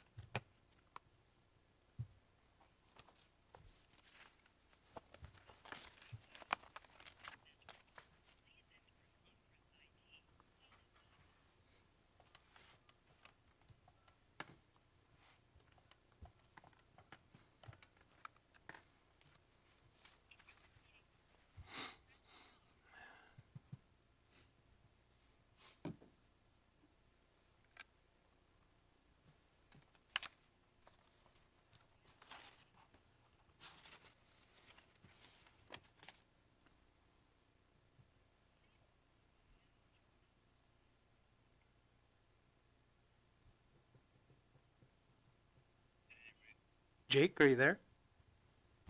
Here, can you hear me? Yeah, I can hear you. We're live in the hearing room. Okay, Mr. Morissette, can you hear me? Yep. Do you solemnly swear or affirm under the penalties of perjury that the testimony you're about to give in this matter will be true and correct to the best of your knowledge and belief? I do. Jake, can I have you state your name, by whom you're employed, in what capacity, and give us your business address? Jake Morissette, employed by ConocoPhillips. I'm a drilling engineer, and the work address is 925 North Eldridge Parkway, Houston, Texas. Jake, have you previously testified before this commission? Yes. And have you had your qualifications accepted as that of an expert on drilling-related issues? Yes. Okay. I'd move the testimony of Mr. Morissette be received as that of an expert in this case. No objection. Testimony will be received as that of an expert. And Jake, have you been listening in to the hearing and the testimony of Hunt with respect to developing sections 35 and 36 with that 3-mile lateral if it gets drilled? Yes, I have been on the line. Do you have concerns with developing 35 and 36 as a laydown with the Middle Bakken and Three Fork wells that you've proposed if that lateral extends into section 36? Yes, I do. I believe that there's going to be some fairly substantial anti-erosion risk on the drilling of the Three Fork wells that we've got planned. Can you just elaborate a little bit on that? What the risks you'd be looking at? The risk would be drilling to the existing Three Fork well in 36. The separation factor within the Three Forks likely be under the 1, at which point I don't believe there to be a lot of geologic markers sufficient enough to, I guess, reasonably assure to not run into it or have anti-collision issues. Okay. Is it primarily drilling, or are there also any completions related issues if you've got that existing well bore extending into 36?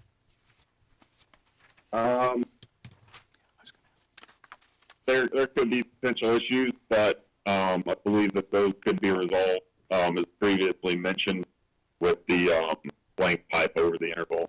Okay. So it's primarily the issues with drilling? Yep. Okay. I have no further questions for Mr. Morissette. Any cross, Mr. Bender? Yeah, thank you. Mr. Morrison, I'm Lawrence Bender. I represent Hunt in this matter. I just have a couple questions. Has Conoco been an operator of any wells where you crossed a perpendicular, a Three Forks well with a Bakken well, or vice versa?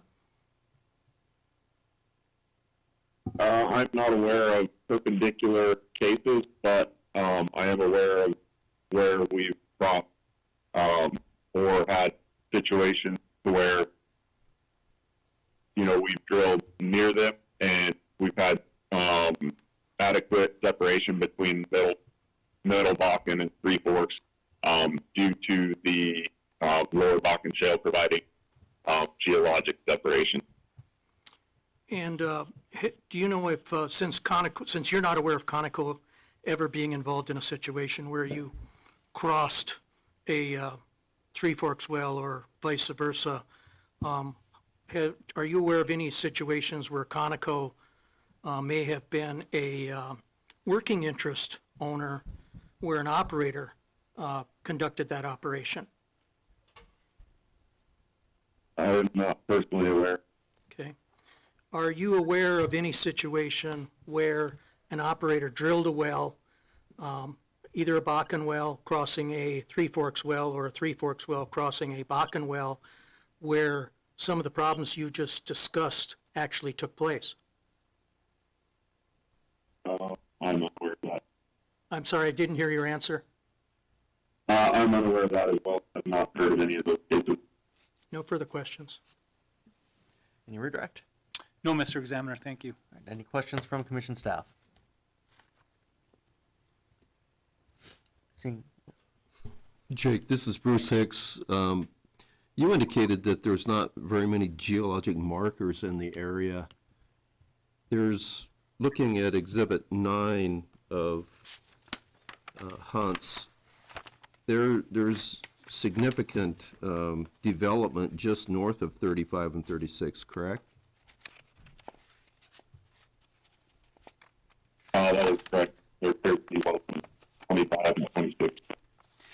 Jake, you're cutting out a little bit. I don't know if you can get closer or do something so we can hear you a little bit better. Yes, I'm aware of the wells of 25 and 26. And do you know if any of those wells, I'm sorry, go ahead. I'm sorry, I had nothing there. Go ahead. So the wells that were drilled by Marathon, they drill from a surface location in approximately the center of section 14, and they drilled them in a starburst manner. Do you know if any of those were drilled in the Three Forks?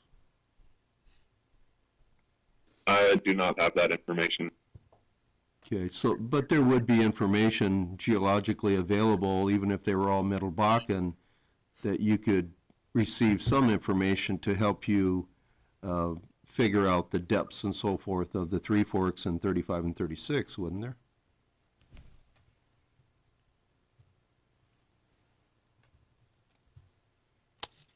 I can't speak to that. I don't have the specifics on those. Well, I'm just talking generally. I mean, the wells do have some information, geologic reports, samples of the formation that was drilled. Some have gamma ray. I mean, there is information on some of those available by wells being drilled in the area, right? Yeah.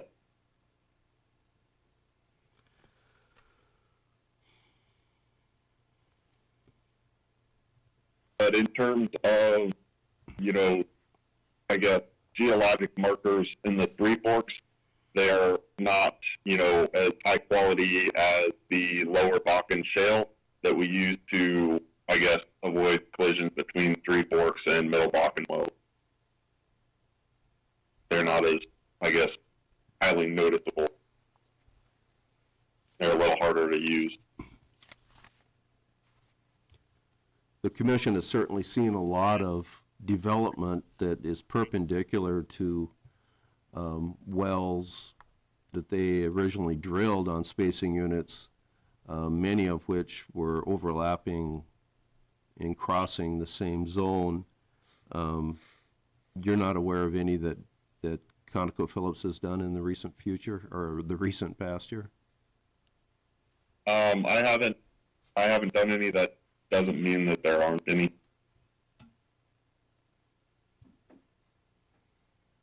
Okay, thank you.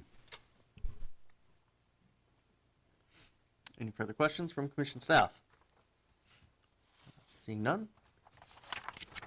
Unless anything further in this, I guess we have to talk about the supplements then as well, I suppose, if that's all we have for that. Before we talk about the supplements, I do have a question, and maybe it's just food for thought, but if there are unleased minerals in section 36 as claimed by the BLM, that could impede the approval of a permit, couldn't it? I would certainly think so. I'm very surprised to see that there are unleased minerals in there. Like I said, we've ordered opinion, we've done some initial title research. We're not aware of it, so but we will get that information. Okay, But well, yes, I think the answer is yes. If either company has, any additional follow-up on that, that would be appreciated. Yes, sir. Perhaps we can address that in our late file Yeah. information. So I guess for supplements, we'll begin, I guess, with Mr. Mann. I think there was probably a map supplement. I don't remember if there was more. Well, there was, but I don't know. I mean, I think it was plat of section 36 minerals. I guess if Hunt is providing that, and they might be better equipped to to provide that map. I mean, to the extent you want something from Burlington, we can do what we can, but And I mean, I haven't discussed this with my client, but we're happy to prepare something and perhaps run it past Wade before we file. And if he wants to add something to it, then he can. Is that? yeah, that's fine with me. Yeah? Are Yeah. you guys okay with that? Okay. So the How about plan- timing, Wade? Do you have? I think I don't have any timing-related issues. Matt, what are you thinking? As soon as possible. No, I know, but I want to give you, I don't want to say tomorrow and then you can't get it done. Yeah, we can get, so a plat of minerals in 36, yeah, we can put that together and get it. Let's call it Monday. Okay. And then I think there was maybe some of the unleased minerals and so the other filings we needed there. Would that also be by Monday? Maybe we should make it Wednesday. I know you're Sure, anxious, but sure, I don't sure. think Monday. Yeah, okay. That way Wade will have an opportunity to That's review fine. it. Yeah, that makes sense. Okay, Okay, sure. Wednesday's So good. We'll try to get it to you on Monday. Yep, that's fine. Okay. So, all right, so next Wednesday would be the 23rd. The record will remain open until November 23rd for supplement. Right, I guess. Anything further in this matter, Mr. Bender? Nothing further, thank you. Mr. Mann? No, Mr. Examiner, thank you. Thank you both for, that will conclude the hearing in case number 29607. The time is 10:38 a.m. Why don't we take a 10-minute break?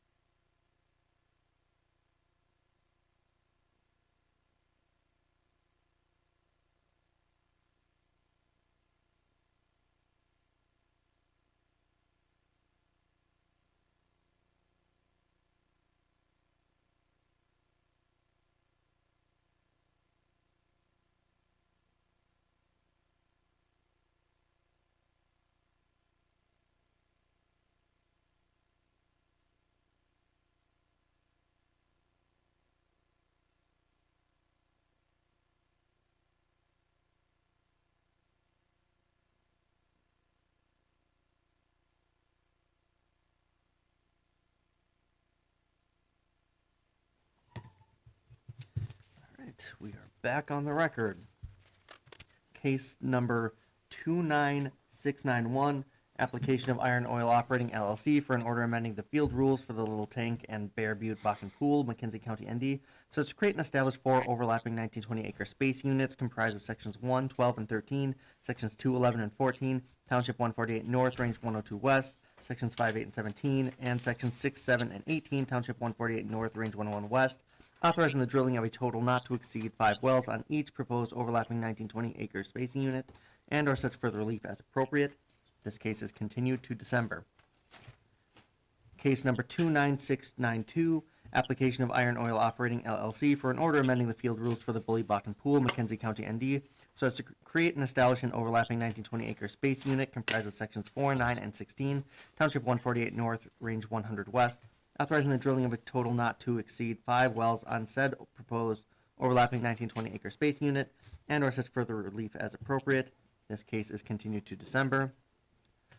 Case number 29693, application of Iron Oil Operating LLC for an order amending the field rules for the Bear Butte and or Red Wing Creek Bakken Pool, McKenzie County, ND, so as to create and establish 2 overlapping 1920 acre space units comprised of sections 1, 12, and 13, and sections 2, 11, and 14, Township 148 North, Range 101 West, authorizing the drilling of total not to exceed 5 wells on each proposed overlapping 1920 acre space unit, and or such further relief as appropriate. This case is continued to December.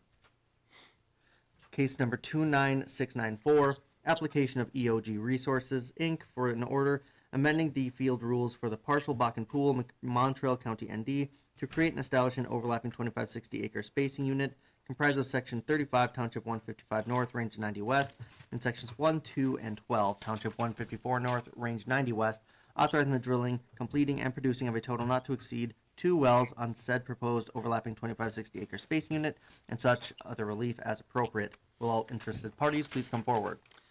Thank you, Mr. Examiner. Lawrence Bender, P.O. Box 1855, Bismarck, North Dakota. And I'm appearing in case number 29694 on behalf of EOG Resources, Inc. And we intend to call 2 witnesses. Ms. Anna Morgan will be offering some land testimony, and Mr. John Schmidt will be offering some geologic and engineering testimony. And both witnesses will be appearing by telephone. All right. Ms. Morgan, can you hear me? Yes, I can. Do you solemnly swear or affirm under the penalties of perjury that the testimony you're about to give in this matter will be true and correct to the best of your knowledge and belief? I do. Anna, state your name for the record, please. Anna Morgan, And Anna, by whom are you employed? EOG Resources, And in what capacity? Land Advisor. And in that capacity, have you testified before the commission previously? Yes, And have you had your qualifications accepted as that of an expert? yes. You offer the further testimony of this witness that of an expert. The testimony will be received as that of an expert. Thank you, Mr. Examiner. Anna, let's turn to the first exhibit in the case. We'll skip the cover page and go to Exhibit L1. Can you identify L1 and then briefly discuss what's contained upon it? L1 is a regional location map showing the outline of the partial Bakken Pool within Montreal County in North Dakota. And L2. L2 is an area location map, again showing the outline of the partial Bakken Pool and our requested 2,560 acre unit outlined in red. And L3. L3 is a land plat showing the requested 2,560 acre spacing unit. EOG's working interest within the proposed unit is 71%. Okay, and L4. L4 shows the requested spacing unit outlined in red, and then all of the underlying spacing units that are involved in these lands. The dark red shows 1,280 acre units, the blue shows 640, purple 1920, and the green shows the 2560s underlying these lands. And once again, it demonstrates that EOG has a 71% working interest in the proposed 2560. Is that correct? Correct. No further questions of the land witness. Right. Are there any questions from commission staff?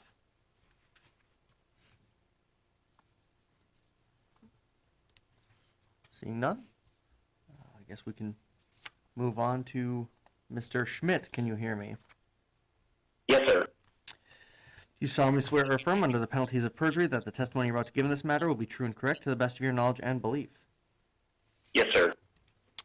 John, state your name for the record. John Michael Schmidt, And John, by whom are you employed? EOG Resources as Senior Geological Engineer. And in that capacity, have you testified before the commission previously? Yes, I have. Had your qualifications accepted as that of an expert? Yes, sir. For the further testimony, this witness that of an expert. The testimony will be received as that of an expert. John, let's go to G1, please. Tell us what G1 is and then briefly discuss what's contained upon it. G1 is the Middle Bakken Reservoir structure map, highlighting the Burke 3-16 pilot hole, which will be shown in G2, and then outlining the proposed 2560 spacing unit with the top of the Middle Bakken structure at approximately 6950 to 7,000 feet subsea in this underneath the spacing unit. All right, and then G2? G2 shows that Burke 3-16 pilot hole that was highlighted on G1 and shows that the Upper Bakken, Middle Bakken, Lower Bakken, and Three Forks all exist all exist underneath the spacing unit in the proximity of the spacing unit. All right, and then let's go to E1. All right. E1 shows the lands that we're asking for this 2560, and that we're proposing to drill 2 Bakken wells, no Three Forks wells, for a total of 2 wells. All right, and then let's go to E2. Or excuse me, E2 shows. It says E3, I think, on mine, but yeah, let's go ahead. I'm sorry. It's the second one. Okay. The yellow there in the legend shows the cross section that will appear in Exhibit E3. E2 shows the green spacing unit outlined. The existing wells, Bakken wells, are in blue. Three Forks wells, which there is one way down at the bottom left-hand corner, in purple, and then our proposed Bakken wells in the CSU in dashed red, and then proposed wells in some of the adjoining spacing units that Anna alluded to in dashed blue. All right, and then let's go to... And then... Oh, I'm sorry. Go ahead. And then on E3, in the next exhibit E3, that yellow arrowed area will be where the cross-section showing locations of wells, approximate locations of wells in this area are. So if you go to E3, that's the approximate, that yellow line was the approximate location of that cross-section, showing that there are 3 existing wells kind of in that area. And then with this spacing unit and 2 other spacing units, there will be an additional 3 new wells, with the Middle Bakken trying to keep a consistent Middle Bakken interwell distance of 900 to 1,050 feet.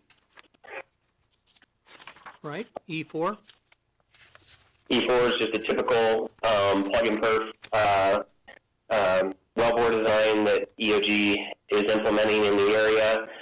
These wells will be between 13,000 and 15,000 foot ETL, treatable lateral, and they'll end up having 60 to 80 plug and perf stages. And then E5. E5 are the reservoir properties for the area.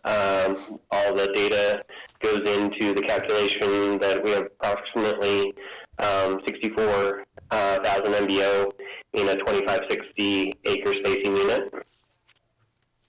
Okay, and the next exhibit? E6 is our economics, showing EUR for the Bakken wells at about 890,000 barrels.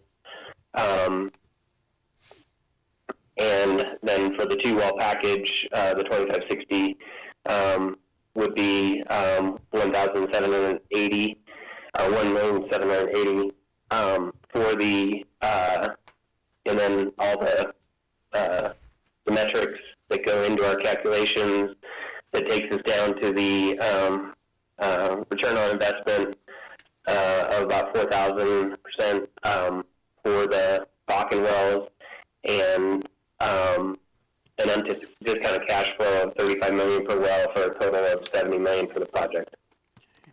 And I noticed that there is no gas capture affidavit. Is that something you can get prepared and have delivered to me early next week?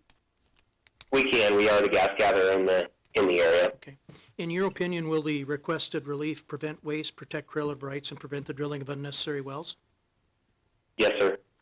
Mr. Examiner, no further questions. Offer the exhibits and request that the record remain open until next week, Wednesday, whatever date that is. I can't recall, 23rd, I think you said earlier. I believe that's correct. For the submittal of the gas capture affidavit. The exhibits are admitted, and the record will remain open until Wednesday, the November 23rd. for thank you. Supplement. Are there any questions from commission staff?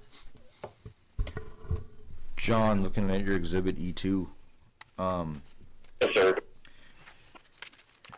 the existing wells down in section 12, both Middle Bakken wells, correct? They are. And the majority of both of those is over in the west half of 12, correct? Yes.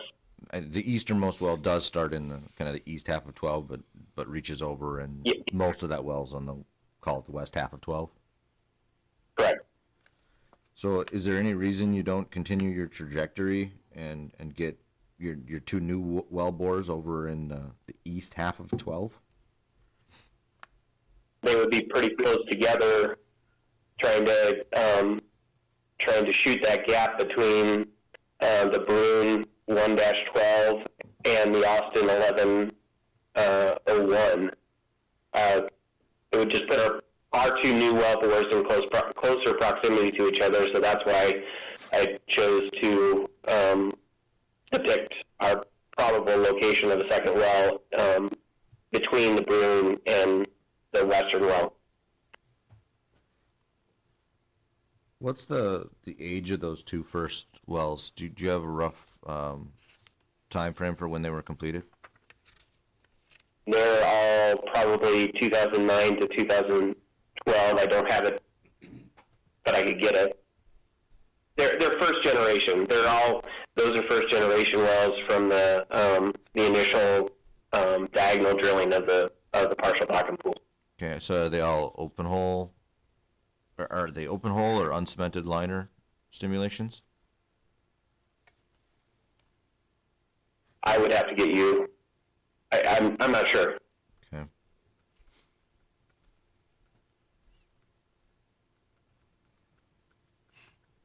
All right. Thank you. John, this is Bruce Hicks. What's the time frame of when you're going to spud this?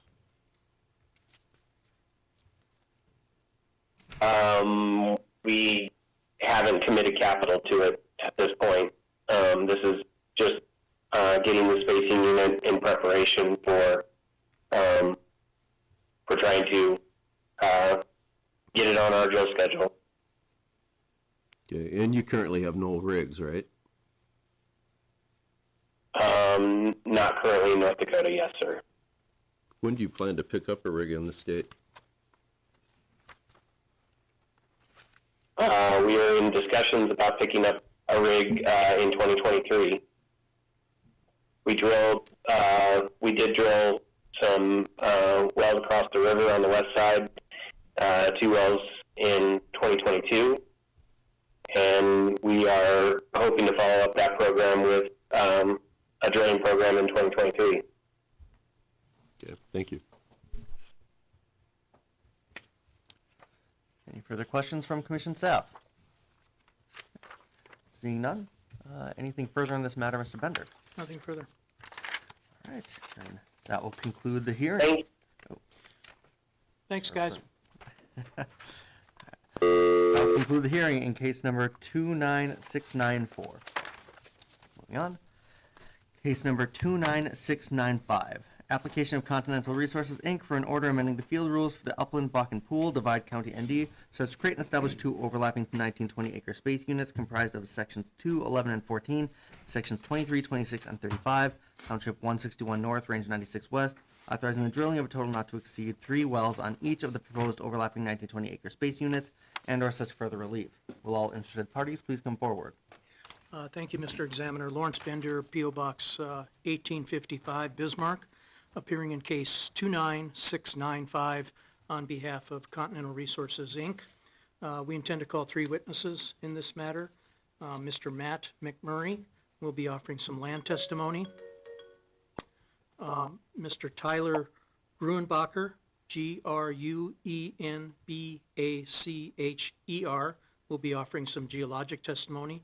And Mr. Chase Haddencan, we'll get the correct pronunciation when we call him if that is wrong. Chase's last name is spelled Haddican. And all 3 witnesses will be appearing by telephone, and Mr. McMurray will be going first. All right, Mr. McMurray, can you hear me? I can. Do you solemnly swear or affirm under the penalties of perjury that the testimony you're about to give in this matter will be true and correct to the best of your knowledge and belief? I do.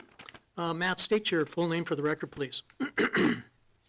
Matthew McMurray, And Matt, by whom are you employed? Continental Resources, Inc. In what capacity? As a senior landman, And in that capacity, have you testified before the commission previously? I have. Had your qualifications accepted as that of an expert? They have. Offer the further testimony of this witness that of an expert. The testimony will be received as that of an expert. Thank you. Matt, let's go to Exhibit L1, please. What I'd like you to do is identify Exhibit L1 and then briefly discuss what's contained upon it. Exhibit L1 is a general locator map with existing field outlines in blue and one proposed 1,920-acre spacing unit outlined in red, shaded in yellow, and the other proposed 1,920-acre spacing unit outlined in black, shaded in yellow. All right, and then let's go to Exhibit L2. Exhibit L2 is a land plat of an existing 1,280-acre spacing unit comprised of sections 2 and 11, 161 North, 96 West, along with a working interest summary for that spacing unit. Okay, and L3? L3 is a land plat for section 14, 161 North, 96 West, accompanied by a working interest summary for that section. Okay, and then L4. L4 is a land plat for a proposed 1,920-acre spacing unit comprising the 3 previously mentioned sections, along with a working interest summary for that proposed 1920. And it shows Continental Resources has 54.72%, is that correct? That's correct. Okay, let's go to Exhibit L5. Exhibit L5 is a land plat for section 23, 161 North, 96 West, accompanied by a working interest summary for that section. And Exhibit L6. L6 is a land plat for an existing 1,280-acre spacing unit comprising sections 26 and 35, 161 North, 96 West, along with a working interest summary for that spacing unit. And then L7. L7 is a land plat for the proposed 1,920-acre spacing unit comprising the 3 previously discussed sections, along with a working interest summary for that proposed 1920. And that shows Continental at 94.15%, correct? Correct. No further questions of the land witness. All right, any questions from commission staff? Seeing none. Mr. Gruenbacher, can you hear me? Yes. Do you solemnly swear or affirm under the penalties of perjury that the testimony you're about to give in this matter will be true and correct to the best of your knowledge and belief? I do. Tyler, please state your full name. Tyler Gruenbacher, And Tyler, by whom are you employed? Continental Resources, Inc., In what capacity? as an operations geologist. And in that capacity, have you testified before the commission previously? I have. Had your qualifications accepted as that of an expert? Yes. Offer the further testimony of this witness that of an expert. The testimony will be received as that of an expert. Tyler, let's go to G1. Identify G1, please, and then briefly discuss what's contained upon it. Sure. G1 is the general locator map showing our proposed spacing units. They're both highlighted in yellow and outlined in red, and one outlined in black. Displayed on the map are 50-foot contours representing the depth of the upper Bakken surface.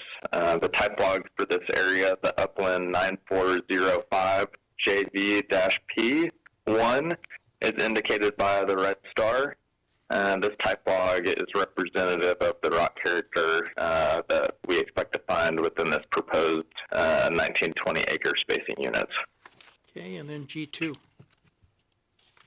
G2 is the type log denoted by the red star in Exhibit G1. It displays the Bakken Pool from 50 feet above the upper Bakken Shale through the Bakken and to the base of the Three Forks formations. The reservoir parameters associated with this type log can be found at the bottom below, in the text box below. Okay. No further questions of the geologic witness. All right. Any questions from commission staff? Seeing none, we'll move on. Mr. Hadakan, can you hear me? I can. Do you solemnly swear or affirm under the penalty of perjury that the testimony you're about to give in this matter will be true and correct to the best of your knowledge and belief? I do. Chase, state your name for the record, please. Chase Haddican, And Chase, by whom are you employed? Continental Resources, What capacity? Reservoir Engineer. And that capacity, have you testified before the commission previously? I have. Had your qualifications accepted as that of an expert? Yes. Offer the further testimony this witness is that of an expert. The testimony will be received as that of an expert. Chase, let's go to the next exhibit in the pack, previously marked E1. Can you tell us what E1 is? Exhibit E1 is a directional plot for the two proposed 1920 acre spacing units. First 1920 spacing unit is comprised of section 2, 11, and 14 of 161 North, 96 West, with 3 proposed middle Bakken wells. The second 1920 spacing unit is comprised of section 23, 26, and 35 of 161 North, 96 West, also with 3 proposed middle Bakken wells. The main point of this exhibit is to outline the existing development in those sections with the solid green lines and solid pink lines representing middle Bakken and Three Forks wells respectively, and the dashed green lines indicating the proposed middle Bakken wells. Okay, and then E2. Exhibit E2 is a schematic of our typical 3-mile middle Bakken well. We're showing a TD of 26,000 feet measured depth, 7-inch casing point of 11,000 feet measured depth, which puts our lateral length at 15,000 feet. The lateral will be cemented and completed with roughly 40 plug-and perf stages paired with hydraulic fracturing operations. And E3. Exhibit E3 outlines the reserves and economics for an individual 3-mile middle Bakken well. Starting with the reserve section, we're expecting an oil IP of roughly 650 barrels of oil per day, an oil EUR of roughly 485 MBO, a gas EUR of 957 MMCF, a BOE EUR of 645 MBOE, and a EUR GOR of roughly 1973 standard cubic feet per barrel. Moving on to the economic section, with a total estimated gross drilling completion cost of $8.96 million, 60-3 oil and gas price deck, and the reserves mentioned above, we are expecting a total PV10 of $2.74 million a well, a rate of return of 23% per well, and an undiscounted payout of 3.2 years per well. Also shown are the reservoir parameters broken out by MV, Middle Bakken, as Tyler previously spoke to in Exhibit G2. And is Exhibit GM1 a gas capture affidavit that the commission typically requires in these sorts of matters? Yes. In your opinion, will the requested relief prevent waste, protect relative rights, and prevent the drilling of unnecessary wells? Yes. No further questions. Offer the exhibits. The exhibits are admitted. Are there any questions from commission staff?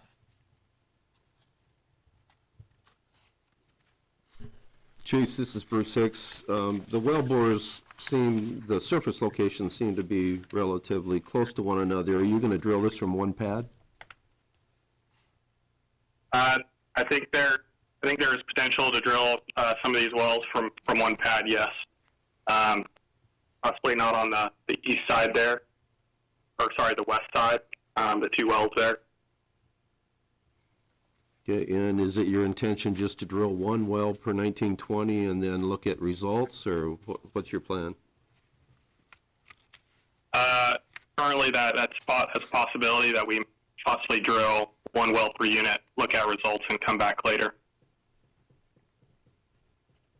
Okay, and what time frame are you looking at? We're looking, probably the next 2 years. Okay, thank you. Further questions from commission staff? Seeing none, anything further on this matter, Mr. Bender? Anything further? That will conclude the hearing in case number 29695. Moving on. Case number 29213, a motion of the commission to consider the termination or any other appropriate action of the Bear Creek Dupero unit, Dunn County, ND, operated by XTO Energy, Inc. Will all interested parties please come forward?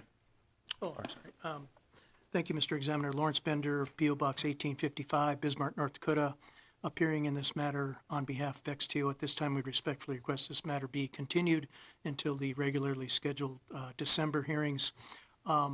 We started working on exhibits and testimony to be presented here today and determined that there were some other issues that the commission was likely going to ask about that we didn't have the answers to. So we are finishing up on that work, and we should be ready to present what's necessary to demonstrate to the commission when the effective date of termination should be. Is that any questions or comments from the commission? Seeing none, this hearing will be continued to the December docket. Moving on. This is to case number 29364, application of WPX Energy Williston LLC for an order amending the field rules for the Hart Butte and/or Deepwater Creek Bay Bakken Pool, Dunn and McLean Counties, ND, says to create and establish the following: an overlapping 1280 acre space unit comprised of sections 9 and 16, Township 149 North, Range 91 West, authorizing the drilling of a horizontal well on or near the section line between existing space units on said proposed overlapping 1280 acre space unit, and an overlapping 3840 acre space unit comprised of sections 2, 3, 4, 9, 10, and 11, Township 149 North, Range 91 West, authorizing the drilling of a horizontal well on or near the section line between existing space units on said proposed overlapping 3840 acre space unit and or such other and further relief as appropriate. This case is dismissed. Case number 29604, application of SHD Oil and Gas LLC for an order amending the field rules for the Van Hook and/or Deepwater Creek Bay Bakken Pool, McLean and Dunn Counties, ND, so as to create and establish an overlapping 4160 acre space unit comprised of sections 15, 16, 17, 18, 19, 20, and the north half of section 21, Township 150 North, Range 91 West, authorizing the drilling, completing, and producing of a total not to exceed 8 wells and such other relief as appropriate. This case is continued to December. And that concludes today's hearings. He did that.